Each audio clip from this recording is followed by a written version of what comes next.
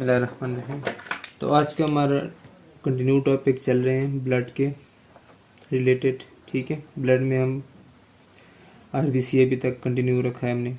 तो आरबीसी में हम आज पढ़ेंगे कुछ उसके फैक्टर्स जो कि आरबीसी का नंबर जो है ना हमें बताते हैं या उसका साइज वगैरह बताते हैं। तो सबसे पहला आता है उस टेस्ट में ESR। ठीक है, erythrocyte sedimentation rate means the speed or the rate at which erythrocytes can sediment. Sediment means settle down through like formation. So it is the rate at which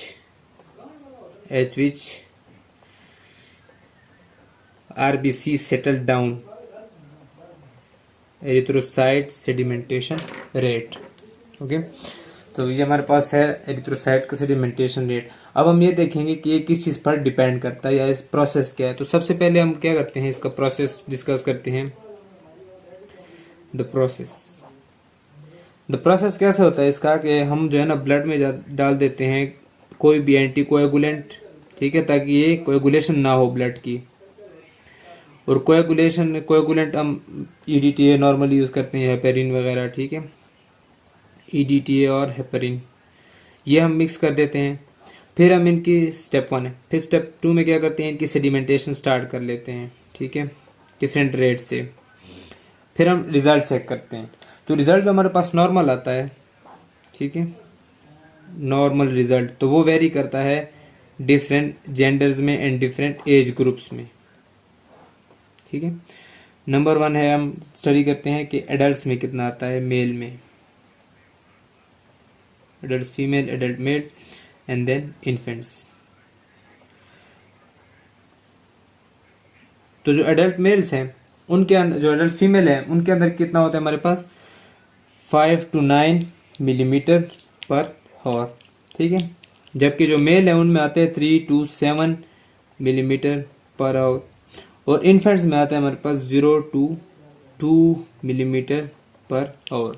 अब ये देखें कि फीमेल में हमारे पास ज्यादा आ रहे हैं, मेल में हमारे पास कम आ रहे हैं। ये क्यों? तो इनके कुछ फैक्टर्स होते हैं। अब हम वो फैक्टर्स डिस्कस करते हैं।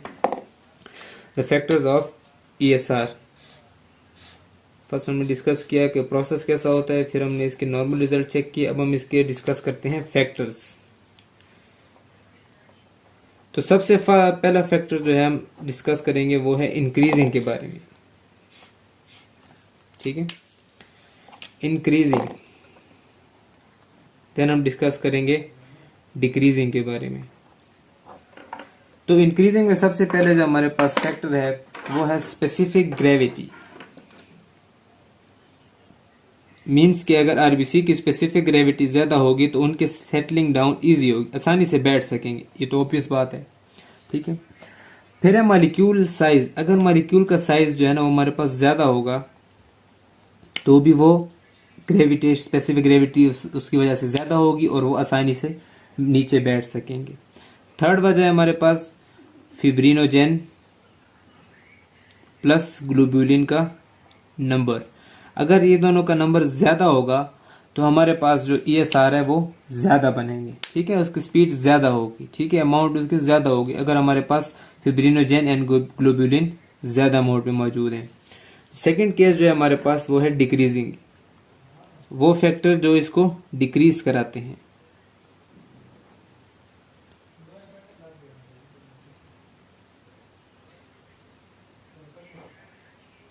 तो डिक्रीजिंग फैक्टर्स में सबसे पहले आते हैं हमारे पास विस्कोसिटी। अगर ब्लड विस्कस होगा तो उसे बैठने में आसानी नहीं होगी, वो आसानी से नहीं बैठ सकेगा, सेटलिंग डाउन मुश्किल होगी। और विस्कोसिटी को कौन बढ़ाता है? एल्ब्यूमिन। तो ऑब्वियसली अगर एल्ब्यूमिन की क्वांटिटी ज्यादा हो गई है ब्लड के अंदर तो भी हमारे पास ESR इंक्रीज कर जाएगा, डिक्रीज कर जाएगा उस केस में भी। ठीक है, दोनों में विस्कोसिटी बढ़ जाएगी। आरबीसी के साथ जो इसका रिलेशन है वो इनवर्स रिलेशन है। मीन्स कि अगर आरबीसी की तादाद ज्यादा होगी तो ESR कम होगा। ठीक है ना। और इसकी एक और वजह है कि आरबीसी की तादाद ज्यादा होगी तो ब्लड विस्कस होगा, तो ब्लड विस्कोसिटी ज्यादा होगी तो ESR ऑब्वियसली कम हो जाएगा। फिर आते हैं हमारे पास sickle cell shape. Sickle cell shape के अंदर क्या होगा कि ESR हमारे पास कम होगा। क्यों कम होगा? क्योंकि वो आसानी से नहीं बैठ सकेगा, रूल एक्स फॉर्मेशन नहीं हो पाएगी, उसका साइज क्या होगा? माइक्रोसिटिक होगा। और हमें पता है कि माइक्रोसिटिक में क्या होता था, मॉलिक्यूल साइज जब ज्यादा होता है तो इंक्रीज होता है, मगर जब मॉलिक्यूल का साइज कम होगा तो ईएसआर ऑब्वियसली क्या होगा? डिक्रीज होगा। ठीक है, ये तो थे इसके फैक्टर्स। अब नॉर्मल इंक्रीज और पैथोलॉजिकल इंक्रीज डिक्रीज में क्या फर्क होता है, तो ये देखें, यहां पे लिख लेता हूं। ठीक है, फिजियोलॉजिकल इंक्रीज, फिजियोलॉजिकल इंक्रीज में क्या केस है कि एज डिपेंडेंट है एंड जेंडर डिपेंडेंट है। एज डिपेंडेंट इस तरह है कि जो एडल्ट्स हैं उनका ईएसआर ज्यादा होता है इन्फेंट्स के मुकाबले में, जबकि जेंडर में फीमेल का ज्यादा होता है मेल के मुकाबले में। ये आपका क्वेश्चन है कि ये क्यों ज्यादा होता है। ठीक है, ये हम नेक्स्ट लेक्चर में डिस्कस करेंगे। इन फैक्टर्स को आप अभी देख सकते हैं, अभी हमने जो फैक्टर पढ़े हैं ना, इसको आप जहन में रखते हुए इसका आंसर आसानी से ढूंढ सकते हैं, बहुत इजी है। ठीक है, मगर आप जब ये खुद इसको ट्राई करेंगे तो आपको नहीं भूलेगा। फिर आते हैं पैथोलॉजिकल इंक्रीज पे, कि पैथोलॉजिकली कैसे इंक्रीज होगा। तो पैथोलॉजिकल इंक्रीज सिर्फ और सिर्फ एनीमिया में होता है। ठीक है, हर उस एनीमिया में जो कि ना माइक्रोसिटिक है और ना सिकल सेल है, इसके अलावा सब में होगा।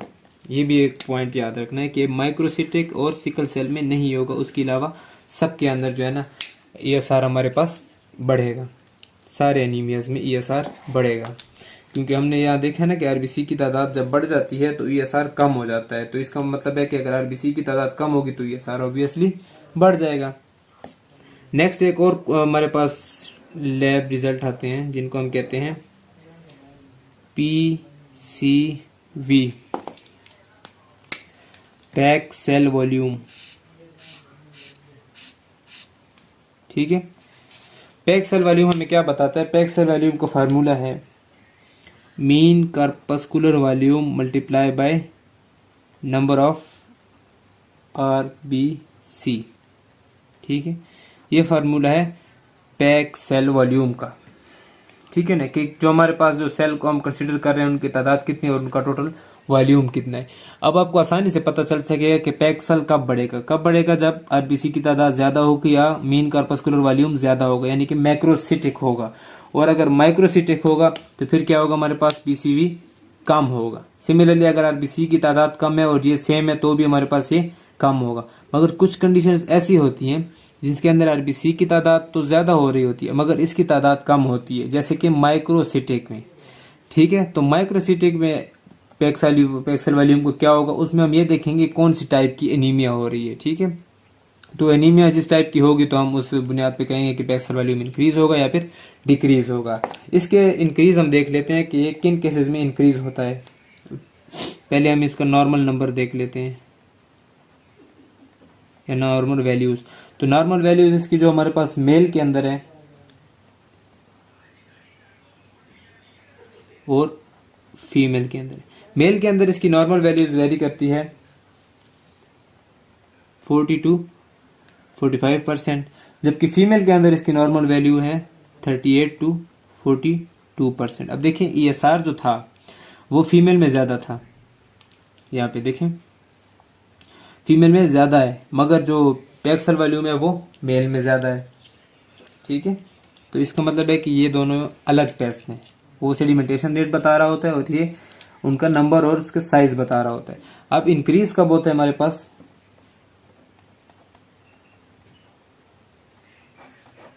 इंक्रीज होता है हमारे पास पॉलीसाइथीमिया में और उसके साथ ही डिहाइड्रेशन के केस में। ठीक है ना, डिहाइड्रेशन में क्या होता है कि जो ब्लड जो फ्लूइड है हमारा वो बॉडी का लॉस हो जाता है। डिक्रीज में हमारे पास आते हैं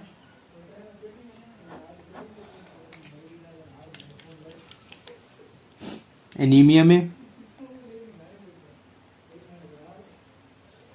और उसके साथ ही हेमोरेज में कि अगर ब्लड लॉस हो रहा है तो पैक्सल वॉल्यूम ऑब्वियसली कम होगा। तो ये थे हमारे पास ईएसआर और पैक्सल वॉल्यूम। फिर आते हैं हमारे पास इनके सेल के कुछ इंडेक्सेस, ठीक है, जिनको हम कहते हैं ब्लड सेल इंडेक्सेस, वो हम डिस्कस करते हैं।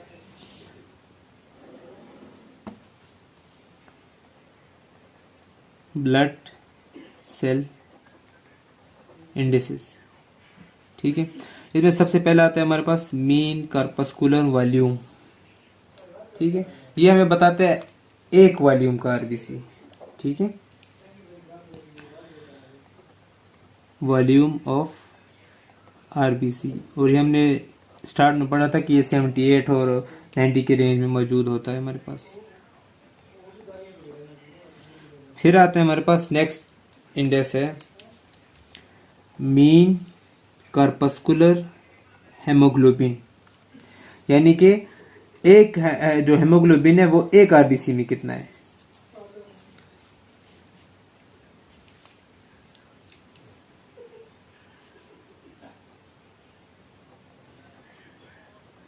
Volume of haemoglobin in RBC, ठीक है। इसकी नॉर्मल जो रेंज होती है वो 27 to 32 पिकोग्राम होती है। फिर आते हैं हमारे पास जो कंसंट्रेशन है, ठीक है,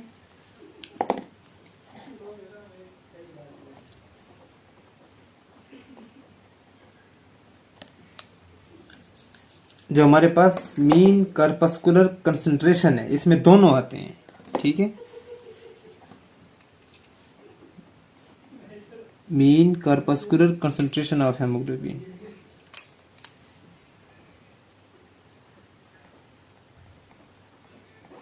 इसमें दोनों ये वैल्यूज यूज होती हैं। किस तरह यूज होती हैं? इट इज, इसका फार्मूला है mean corpuscular haemoglobin over mean corpuscular volume, कि हर आरबीसी, अब सबको देख रहे हैं ना कि सब में रेशो कितनी बन रही है। तो इसके जो नॉर्मल रेंज है रेशो की वो है 30 to 38%, ठीक है, कि इतनी इनके आपस की रेशो है, इतनी इनकी क्वांटिटी है। तो इससे हमें पता चल जाता है कि जो ब्लड में है कोई प्रॉब्लम हो रही है, आरबीसी में कोई प्रॉब्लम है या फिर हेमोग्लोबिन में कोई प्रॉब्लम है, इनको हम कहते हैं ब्लड सेल इंडेक्सेस, ठीक है। सिमिलरली हमने पैक्सल वॉल्यूम में भी पढ़ा है कि मीन कार्पस्कुलर वॉल्यूम का एक हमने इक्वेशन पढ़ी है कि mean corpuscular volume multiply by number of RBC is equal to packed cell volume. तो इससे हम ये भी कह सकते हैं कि mean corpuscular volume is equal to packed cell volume over RBC number, ठीक है। इससे हमें कलर इंडेक्स मिलेगा। ये जो हमने इधर फार्मूला लिखा है ना मीन कार्पस्कुलर वॉल्यूम का, इससे हमें कलर इंडेक्स मिलेगा कि ये जो सेल है या ये जो एनीमिया ये हाइपोक्रोमिक है या फिर हाइपरक्रोमिक है। अब हम डिस्कस करते हैं कलर इंडेक्स को।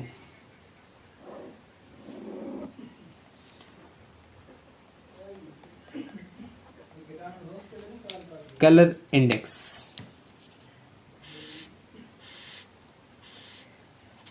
ठीक है।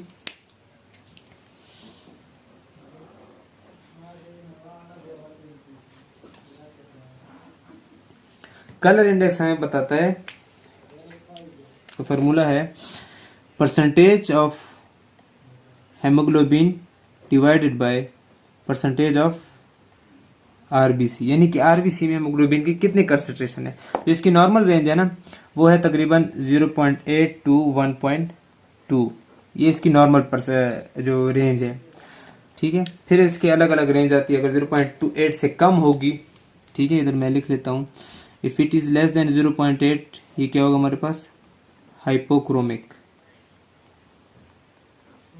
और अगर इट इज ग्रेटर देन 1.2 होगा तो फिर क्या होगा हमारे पास, हाइपरक्रोमिक। तो ये हमारे पास इसकी रेंज होती है, परसेंटेज वाइज हम इसको कैलकुलेट कर सकते हैं आसानी से। अच्छा, तो हमारा लास्ट टाइम क्वेश्चन था कि अगर मैच्योरेशन फैक्टर डिक्रीज होंगे तो सेल के साइज पे क्या इफेक्ट होगा। अगर मैच्योरेशन फैक्टर डिक्रीज होंगे तो आरबीसी का साइज इंक्रीज होगा, ठीक है, क्योंकि मैच्योरेशन तक उनका साइज कितने तक था, 10 माइक्रोन तक, रेटिकुलोसाइट का 8 माइक्रोन, और फिर जो मैच्योर हो जाते थे उनका 7.2। तो अगर 7.2 से ज़्यादा होगा तो वो मैक्रोसाइटिक होगा, और 7.2 से वो तब ज़्यादा होगा जब वो मैच्योर नहीं हो पाएंगे, यानी कि इमेच्योर होंगे, और इमेच्योर तब होंगे जब मैच्योरेशन फैक्टर एब्सेंट होगा, ठीक है। तो यहाँ तक था हमारे पास इस लास्ट वाले का आंसर को। अब जो है ना नेक्स्ट के लिए क्वेश्चन लिखते हैं इधर, ठीक है। क्वेश्चन नंबर 2 क्वेश्चन पूछे जाएंगे, ठीक है। सबसे पहला ये कि अगर हमारे पास ESR इंक्रीज हो गया, if ESR is increased, what will happen to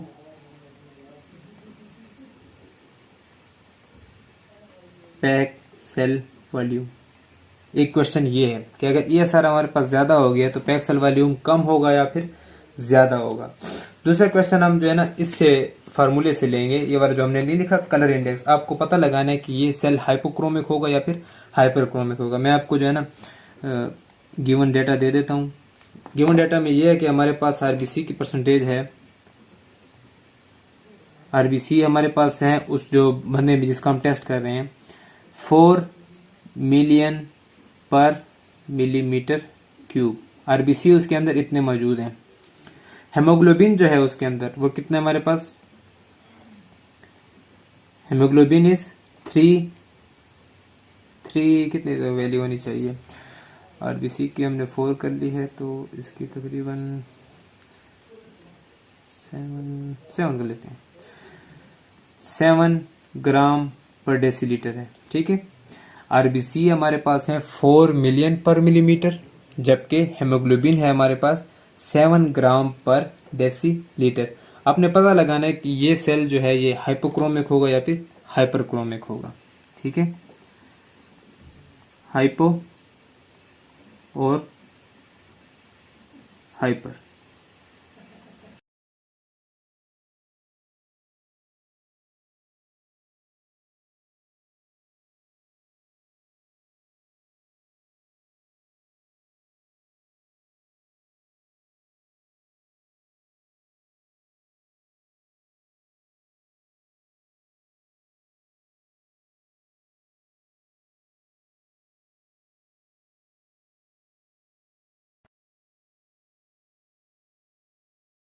अच्छा, तो हमने अभी डिस्कस कर लिया ESR और PCV को। अब हम इन दोनों की रिलेशन को देखेंगे और जो हमने क्वेश्चन किए गए हैं उनका आंसर भी देंगे, ठीक है। तो पहला क्वेश्चन है हमारे पास, पहला रिलेशन ये है कि हमने पढ़ा पीछे कि ESR जो है वो एज पे डिपेंड करता है। किस तरह डिपेंड करता है एज पे, कि जो एडल्ट होते हैं उनके अंदर ESR की वैल्यू ज़्यादा आती है वो मुकाबला इन्फेंट्स के, ठीक है। इसका रीज़न क्या है, इसका रीज़न है कि अगर आपको पिछला लेक्चर आपको याद हो तो हमने वहाँ पे पढ़ा था कि ESR को इंक्रीज करने के लिए कुछ फैक्टर्स थे, जिनमें से 2 फैक्टर्स ये भी थे कि उनमें फिब्रिनोजेन और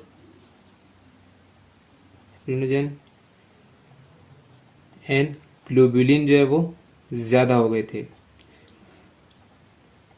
तब जाके वो इंक्रीज होता है ESR। यानी कि इनके इंक्रीज होने की वजह से क्या होता है, ESR इंक्रीज होता है। तो इन्फेंट्स के मुकाबले में एडल्ट्स में हमारे पास ज्यादा होते हैं। क्यों ज्यादा होते हैं, एक तो जो एडल्ट्स हैं वो एंटीबॉडीज उनके अंदर ज्यादा होती है क्योंकि वो डिसीज से गुजर चुके होते हैं, ह्यूमरल इम्यूनिटी उनकी बन चुकी होती है। दूसरा ये कि उनको ट्रांसपोर्ट की जरूरत ज्यादा होती है, तो ग्लोबुलिन के जो अल्फा और बीटा है वो आपको पता है कॉपर आयरन ट्रांसपोर्ट कर रहे होते हैं, तो वो उनकी मिकदार भी ज्यादा हो जाती है। साथ ही साथ फिब्रिनोजेन की अमाउंट भी ज्यादा हो रही होती है। तो इन दोनों की अमाउंट की ज्यादा होने की वजह से जो है ना एडल्ट के अंदर वो ज्यादा होते हैं। फिर हमने एक और चीज पढ़ी थी कि जो हमारे पास मेल्स हैं, ठीक है, मेल्स में कम होता है ESR और फीमेल में ज्यादा होता है, ठीक है। Female have more value of ESR than male corresponding. अब इसकी क्या रीजन है, तो इसकी ये रीजन है कि हमने जो उसके ऐसे फैक्टर पढ़े थे जिसकी वजह से ESR डिक्रीज होता है, तो उसमें हमने एक फैक्टर पढ़ा था कि RBC की तादाद कम होगी। मीन्स ये रिलेशन था कि RBC number of RBC is inversely proportional to ESR value. अगर हमारे पास आरबीसी ज़्यादा होंगे तो इसका क्या मतलब होगा कि ईएसआर की वैल्यू कम आएगी। इसी तरह अगर आरबीसी की तादाद कम होगी तो ईएसआर की वैल्यू ज़्यादा होगी। ठीक है, ये रिलेशन था हमारे पास। अब देखें, मेल और फीमेल के मुकाबले में आरबीसी की तादाद किसके पास ज़्यादा है? मेल के पास, तो ऑब्वियसली ईएसआर उनके पास कम होगा। तो इसका आंसर ये था, इसके ये रीज़न है। ठीक है, दोनों की एडल्ट्स में इसलिए ज़्यादा इन्फेंट्स के मुकाबले में क्योंकि वहाँ पर फिब्रिनोजन और ग्लोब्यूलिन का रोल आ जाता है। नहीं तो देखा जाए तो इन्फेंट्स में आरबीसी की तादाद एडल्ट्स के मुकाबले में कितनी होती है? उधर भी कम होती है। तो इसमें भी ईएसआर बढ़ जाना चाहिए था, मगर नहीं बढ़ता। क्यों नहीं बढ़ता? क्योंकि फिब्रिनोजन और ग्लोब्यूलिन का रोल ज़्यादा होता है तो मुकाबले आरबीसी के तादाद के। ठीक है, फिर क्वेश्चन था कि अगर ईएसआर की वैल्यू इंक्रीज कर जाए तो पैक सेल वॉल्यूम की वैल्यू क्या होगी? ठीक है, ये क्वेश्चन था। अब देखा जाए तो अगर ईएसआर की वैल्यू हमारे पास इंक्रीज हो जाती है तो ईएसआर की वैल्यू इंक्रीज कब हुई थी? कौन कौन से केसेस में इंक्रीज हुई थी? एक हमने पैथोलॉजिकल केस उसका पढ़ा था, एनीमिया, अगर आपको याद हो। ठीक है, तो एनीमिया में ये इंक्रीज हो जाता है, जबकि पीसीवी यानी कि पैक सेल वॉल्यूम है उसके वैल्यू कब बढ़ती है? जब एनीमिया ना हो, यानी कि पॉलीसाइथीमिया हो। ठीक है ना, पॉलीसाइथीमिया होगा तो पैक सेल वॉल्यूम इंक्रीज होगा, और अगर एनीमिया होगा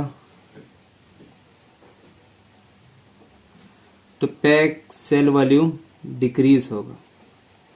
इसी तरह अगर पॉलीसाइथीमिया होगा तो ईएसआर क्या होगा हमारे पास? देखो, पॉलीसाइथीमिया और बीसी की तादाद बढ़ेगी और बीसी की तादाद बढ़ेगी, एसआर क्या होगा? कम होगा। इसी तरह एनीमिया में ईएसआर की तादाद क्या होती है? ज्यादा होती है। क्यों ज्यादा होती है? आरबीसी की तादाद की वजह से, क्योंकि आरबीसी जब बढ़ेंगे तो उनकी विस्कोसिटी ब्लड की ज्यादा होगी। जब ब्लड की विस्कोसिटी ज्यादा होगी तो उनको बैठने में जो है ना टाइम लगेगा। ठीक है, जिसकी वजह से ईएसआर हमारे पास स्लो हो जाता है इसके लिए। ठीक है,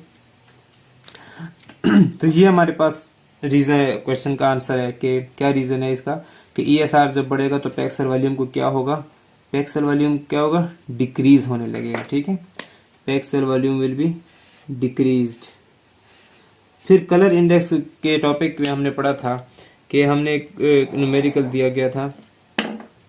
मैं इसका डाटा चेक कर लूँ। न्यूमेरिकल का डाटा है कि आरबीसी की तादाद है हमारे पास एक पेशेंट के अंदर 4 मिलियन पर मिलीमीटर क्यूब, और उसके अंदर मौजूद जो हेमोग्लोबिन की कंसंट्रेशन है वो है 7 ग्राम पर डेसीलीटर। ये हमारे पास दो चीजें दी गई हैं और क्या पूछा गया कि आप बताएं कि सेल कैसा होगा, हाइपोक्रोमिक है या हाइपरक्रोमिक है। तो अगर आपको याद हो कलर इंडेक्स का फार्मूला, तो कलर इंडेक्स का फार्मूला किस तरह से था? Colour index is equal to percentage of haemoglobin divided by percentage of RBC. ये हमारे पास फार्मूला है कलर इंडेक्स को मालूम करने का। अब हम सबसे पहले इसमें मालूम करते हैं परसेंटेज ऑफ हेमोग्लोबिन कि हेमोग्लोबिन के हमारे पास क्या परसेंटेज है। परसेंटेज ऑफ हेमोग्लोबिन क्या होगा इसमें? हमारे पास गिवन क्वांटिटी कितनी है? 7। नॉर्मल कितनी होती है? 14 की रेंज में। ग्राम पर डेसीलीटर दोनों तरफ होंगे तो वो कट जाएंगे। ठीक है, मल्टीप्लाई बाय 100। क्यों? क्योंकि हमने परसेंटेज निकालनी है। क्या आएगा इसकी वैल्यू हमारे पास? 0.5 यानी कि 50 जब मल्टीप्लाई कर लेंगे 100 के साथ। दूसरी तरफ हम देखते हैं परसेंटेज ऑफ आरबीसी। तो परसेंटेज ऑफ आरबीसी कितना है हमारे पास?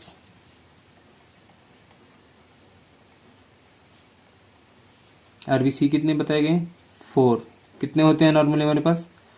5 मिलियन पर मिलीमीटर क्यूब। ठीक है, वो दोनों कैंसिल हो जाएंगे क्योंकि दोनों साइड भी मौजूद हैं, और 100 से मल्टीप्लाई कर देंगे क्योंकि हमने परसेंटेज निकालनी है। तो क्या आंसर आ जाएगा हमारे पास? ऑलमोस्ट 0.8 मीन्स के 80% आता है। ठीक है, 500 और आपको पता है कि मल्टीप्लाई किया जाए तो इतना ही आता है हमारे पास। 25 डिवाइडेड बाई 100 कितनी बार जाता है, 20 बार। 20 मल्टीप्लाई 480। तो ये हमारे पास परसेंटेजेस आ गए 50 एंड 80। अब हमने कलर इंडेक्स मालूम करना है, ठीक है, CI। तो कलर इंडेक्स क्या है हमारे पास, फार्मूला परसेंटेज हेमोग्लोबिन